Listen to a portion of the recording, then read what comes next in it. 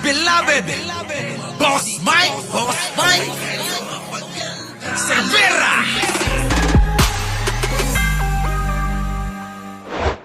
Puksaan yung prosecution at saka yung defense team ni Duterte sa ICC. Pakinggan nyo po ito mga kababayan, nagpupuksaan yung defense team at prosecution. Diyan sa ICC. Habang papalapit tayo ng papalapit sa hearing niya sa September 23. Habang papalapit tayo, marapit na mag-hearing, September na. To backtrack, dalawa yung pending request ni Duterte sa ICC. Dalawa yung request mga kababayan, pakinggan natin. Yung isa ay yung ibasura ng buo yung kaso dahil daw sa kawalan ng jurisdiction. Kita mo, wala daw jurisdiction, Rickmer. May pet sabis, Priscilla Ramasamy, Joel Esguerra. Yung aso ko nagagalit na. Nagagalit na yung aso.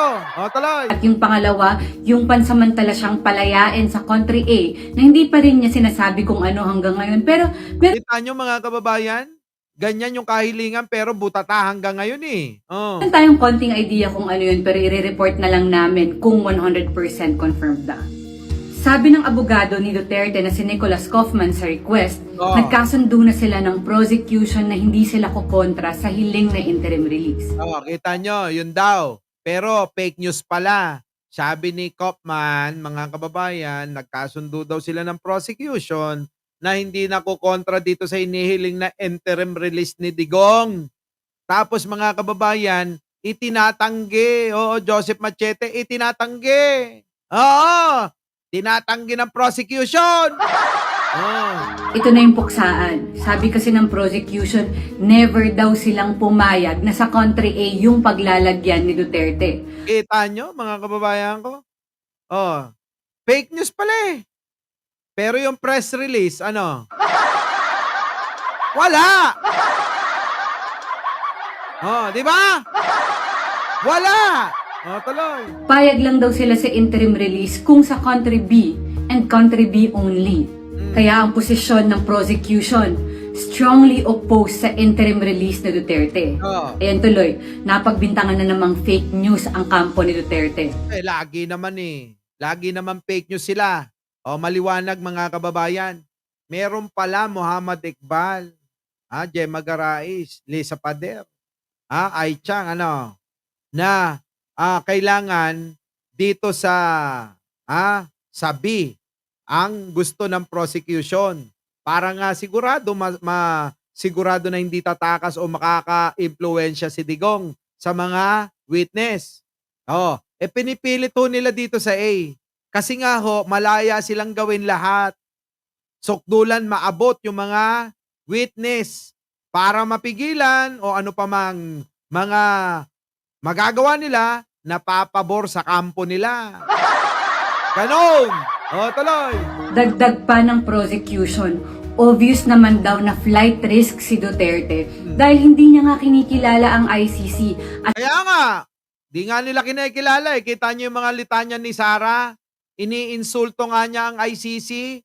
Natalakay natin yan kaninang umaga, na-replay na nga kanina. Tuloy! sinasabi niya na kinidnap lang daw siya papunta sa The Hague. Ang Kita nyo, pinipilit na kinidnap daw si Digong. Inggit yan, boss.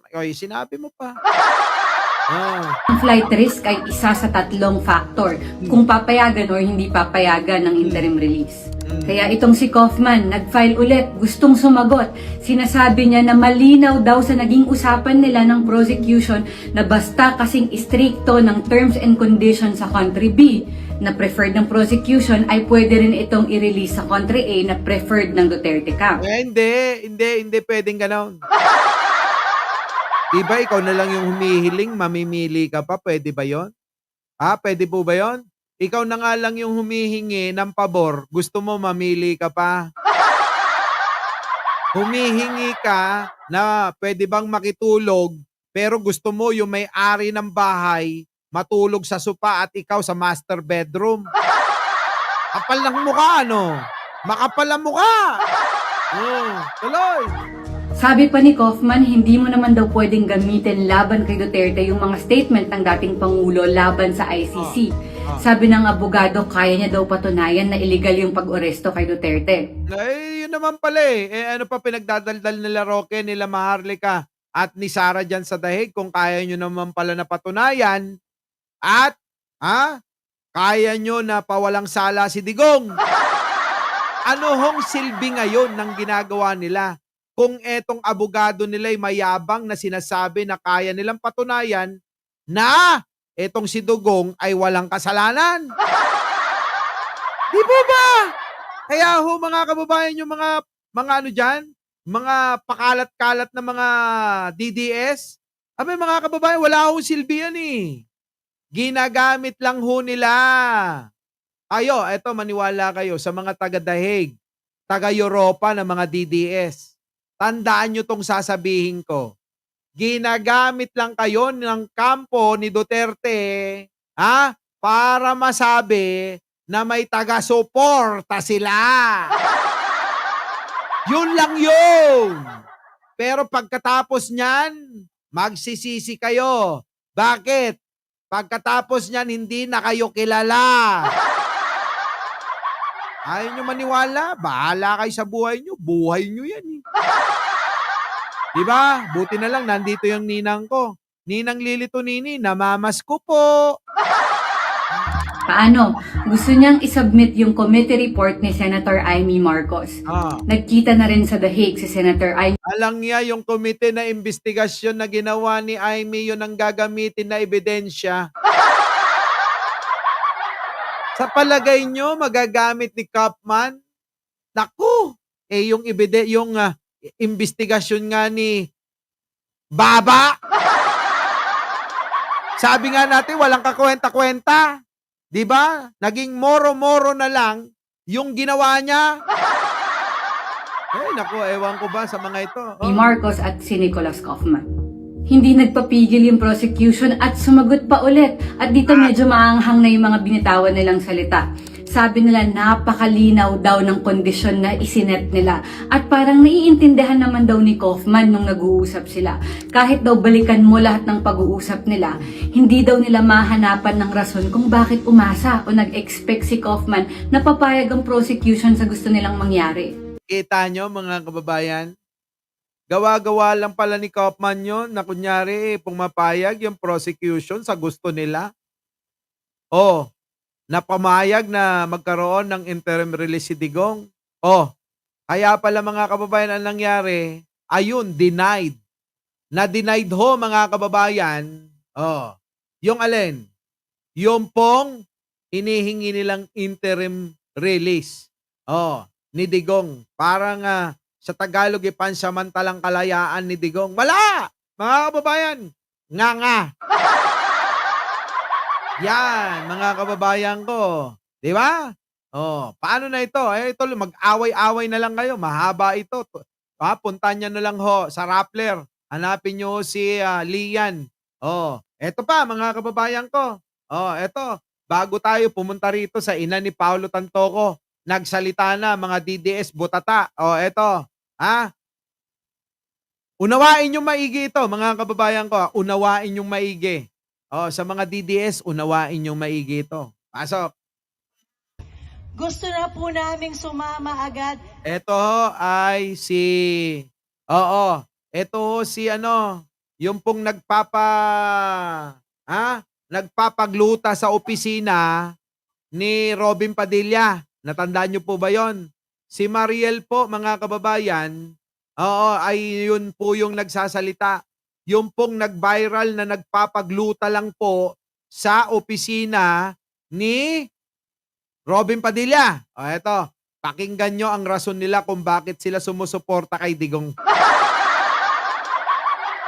Pakinggan nyo. Mama, gusto na po naming sumama agad dahil very personal po ang aking pasasalamat kay PRRD.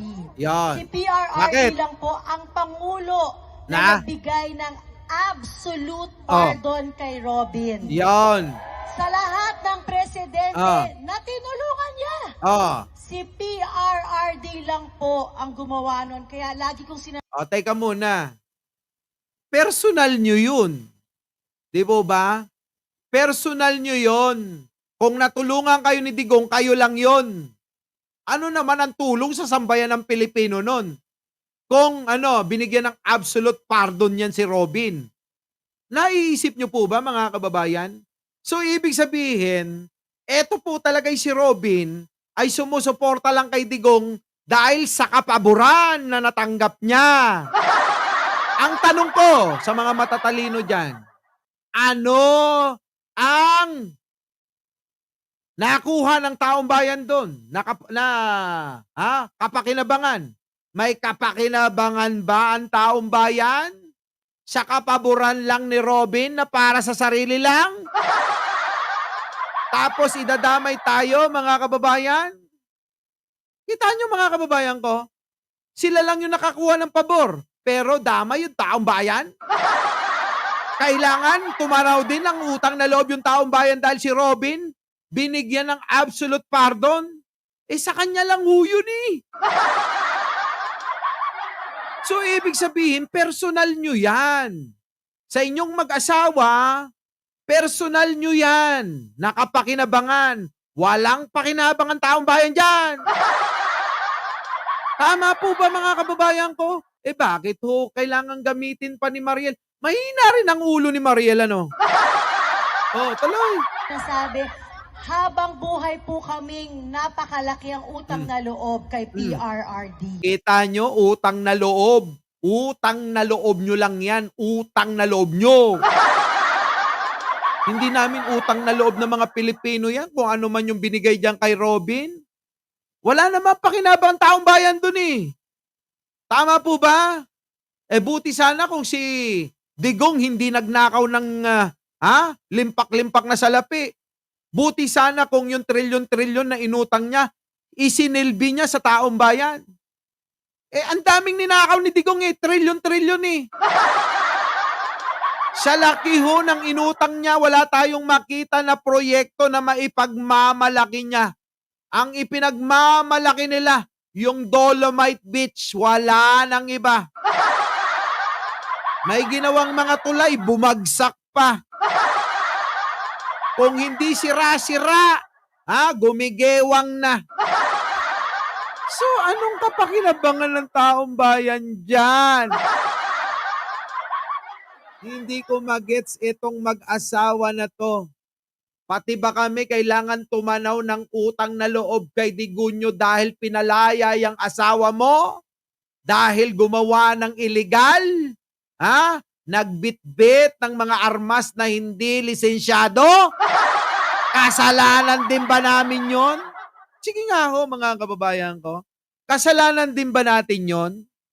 Kung si Robin Padilla lumabag sa batas, para magkaroon din tayo ng utang na loob dahil dinadamay ang taong bayan ng mga yan?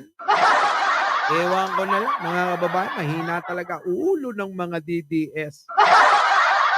Yung Dolomite Beach, pinagmamalaki.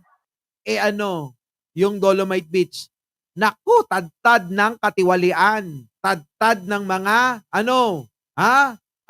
mga kababayan eh. Masyadong kontrobersyal dahil ang sinasabi mga kababayan, pinagkakitaan ng husto eh. Di mo ba? Pinagkakitaan. Oo. Na-iskandalo ng husto yung Dolomite Beach na yan dahil po pinagkakitaan ng husto.